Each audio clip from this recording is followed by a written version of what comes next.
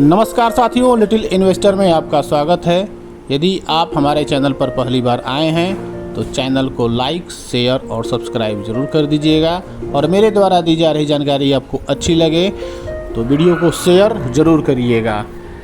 आज मैं आप लोगों से बात करूंगा रेमंड कंपनी के शेयर के विषय में, उसके प्राइस एक्शन, उसके मूवमेंट और फुल एनालिसिस और उसका टारगेट क्या रहेगा। आज हम इसके विषय में आज आप लोगों के साथ में चर्चा करेंगे। यदि अच्छी लगे हमारी वीडियो तो उसको लाइक ज़रूर कर दीजिएगा।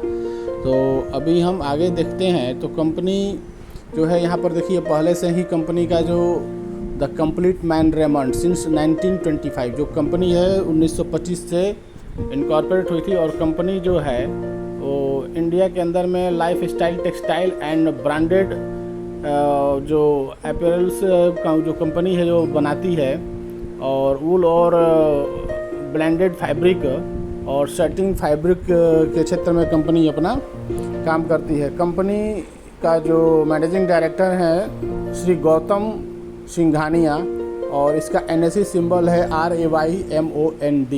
पेरेंट ऑर्गेनाइजेशन रेमंड लिमिटेड है इसका। तो यहाँ पर हम लोगों ने आपके साथ में रेमंड कंपनी का वर्क और उसका मैनेजमेंट के बारे में हमने चर्चा किया। कंपनी का बहुत ज़्यादा डाइवर्सिफाई वर्क है रियलिटी सेक्टर में। और इसके बाद में हम देखते हैं तो लाइफ स्टाइल के अंदर में भी कंपनी जो शर्टिंग का जो बनाती है और डेनिम जीन्स पैंट वगैरह जो होता है आजकल, तो डेनिम में भी उसका काम इसका देखने को मिलता है। कंपनी के यदि हम फंडामेंटल की बात करते हैं तो कंपनी 11,862 करोड़ की कंपनी है जिसका ROE 20.94 जो कि बहुत ही शानदार यहाँ पर देखने को मिलता है। इंडस्ट्री का P यहाँ पर 19.21, डेब्ट टू इक्विटी 0.87, फेस वैल्यू 10 रुपये का है, बुक वैल्यू 435 रुपये 45 पैसे का है। यहाँ पर फेस वैल्यू 10 रुपये का है, इसका मतलब है कि इन फ्यूचर कभी भी ये कंपनी का शेयर प्राइस यहाँ पर स्प्लिट हो सकता है। और बुक वैल्यू से ऊपर में कंपनी का शेयर का प्राइस अभी ट्रेंड कर रहा है। तो यहाँ पर हम उसका फंडामेंटल को देख लेते हैं। तो देखिए, कंपनी जो है मैक्सिमम अभी से अपने शेयर होल्डरों को दिया है यहाँ पर 1804.81% का रिटर्न दिया है। जो कंपनी काफ़ी दिनों से यहाँ पर लिस्टेड है यहाँ पर और काफ़ी एक अच्छा वेल्थ क्रिएट करके अपने शेयर धारकों को दिया है। जो लॉन्ग टर्म से बने होंगे इसमें अच्छी खासी उनको प्रॉफिट मिल रही होगी, लेकिन पेशेंस इसके लिए चाहिए होता है। अभी हम कंपनी की फाइनेंशियल की बात करते हैं तो कंपनी का रेवेन्यू, प्रॉफिट और कंपनी का जो नेटवर्थ है उसके विषय में हम चर्चा करेंगे। और यदि हम उसमें चर्चा क्वार्टरली और ईयरली दोनों हम चर्चा करेंगे। तो कंपनी का यदि हम रेवेन्यू क्वार्टरली की बात करते हैं तो यहाँ पर 2022 से यदि आप इसको देखते हैं तो 2022 दिसंबर से जून 2023 के अंदर में कंपनी का रेवेन्यू यहाँ पर डिक्लाइन देखने को नज़र आ रही है। तो यहाँ पर एक ये है। और ईयरली हम बात करते हैं तो वहीं 2021 से कंपनी का रेवेन्यू के अंदर में एक अच्छी खासी ग्रोथ नज़र आ रही है। 20 और 21 हमें लगता है कि थोड़ा बहुत वहाँ पर कोविड का इम्पैक्ट ज़रूर रहा होगा, तभी जाकर के कंपनी का जो रेवेन्यू है ईयर ऑन ईयर यहाँ पर कम देखने को मिल रहा है।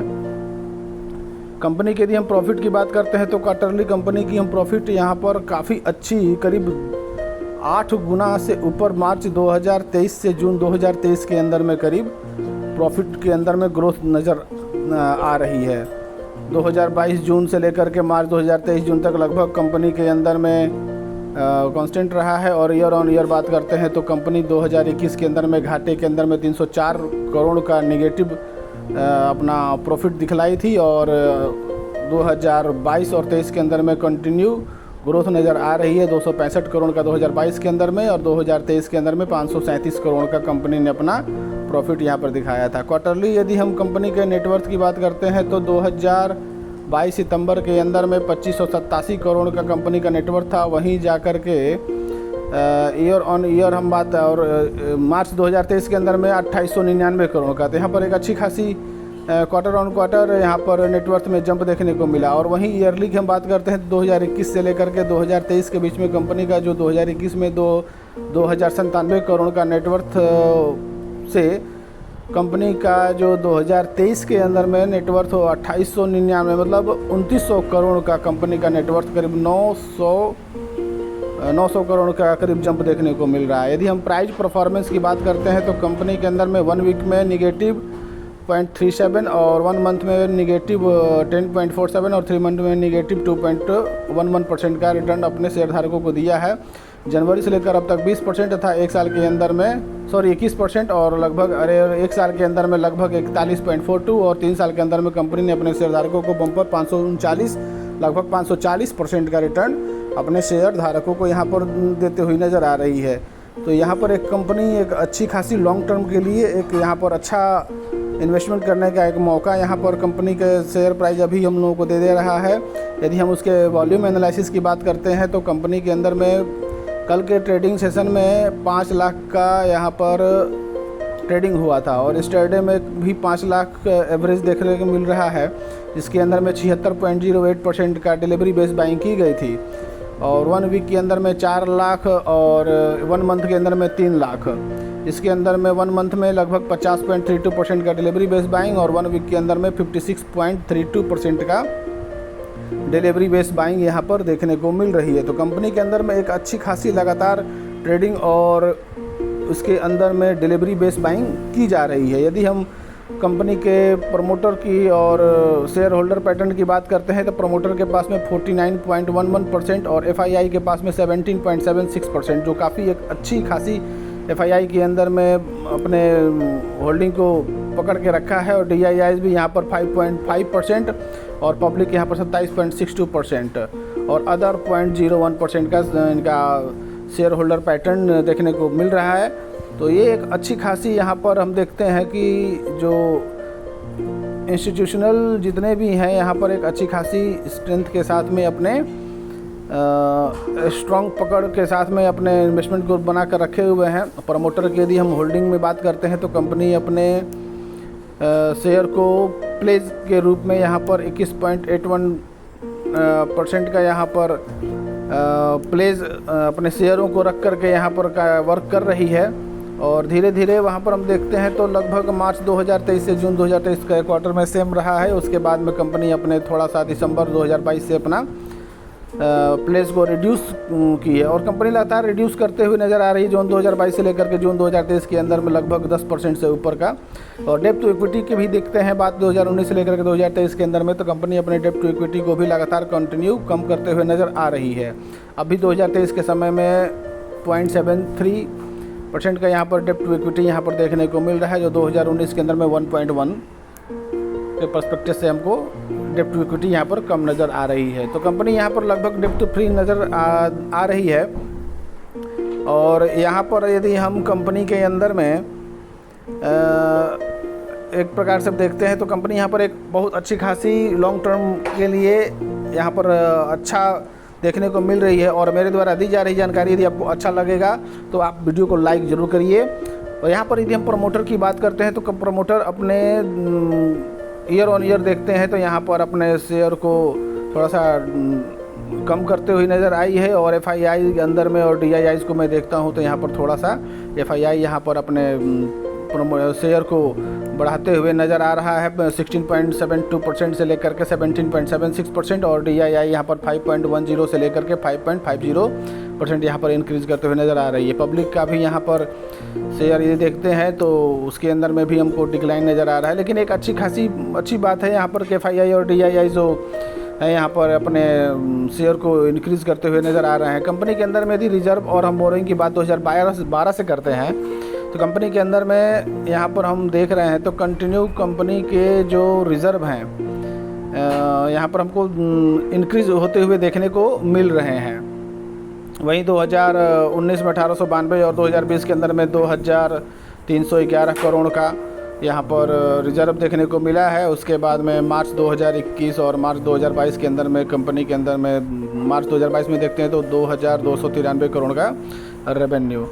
उसी के परिप्रेक्ष्य में यदि हम देखते हैं तो कंपनी के अंदर में रेवेन्यू के रिज़र्व के अंदर में 2023 मार्च में 2832 करोड़ का कंपनी के पास में रिजर्व रहा है। उसी के परिप्रेक्ष्य में देखते हैं तो कंपनी के अंदर में बोरोइंग 2529 करोड़ का जो लगभग डेप्थ फ्री यहाँ पर देखने को मिल रहा है। कंपाउंड सेल ग्रोथ की बात करते हैं तो कंपनी के अंदर में 3 साल के अंदर में कंपनी अपने 8% का सेल ग्रोथ यहाँ पर दिखाते हुए नज़र आ रही है। 10 साल के अंदर में लगभग ये सिंगल डिजिट में ही अपना सेल ग्रोथ कंपनी का यहाँ पर देखने को मिलता है। वहीं प्रॉफिट ग्रोथ की बात करते हैं तो डबल डिजिट के अंदर में 10 साल के अंदर में 36% और 5 साल के अंदर में 37%, 3 साल के अंदर में 53% का यहाँ पर प्रॉफिट ग्रोथ देखने को मिलती है।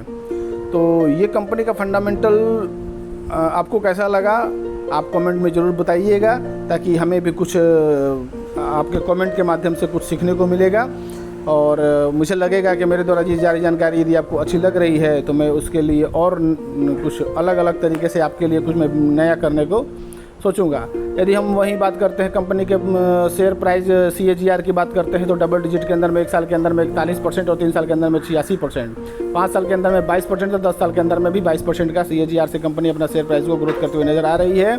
रिटर्न टू इक्विटी की हम बात करते हैं तो लगभग 3 साल के अंदर में 10% और लास्ट ईयर में 23%, 5 साल के अंदर में 9% और 10 साल के अंदर में 8% का यहाँ पर डेट टू इक्विटी यहाँ पर कंपनी का रहा है। तो यहाँ पर एक अच्छी खासी कंपनी का जो शेयर प्राइस है जिसका CAGR से अच्छा खासा ग्रोथ कर रहा है।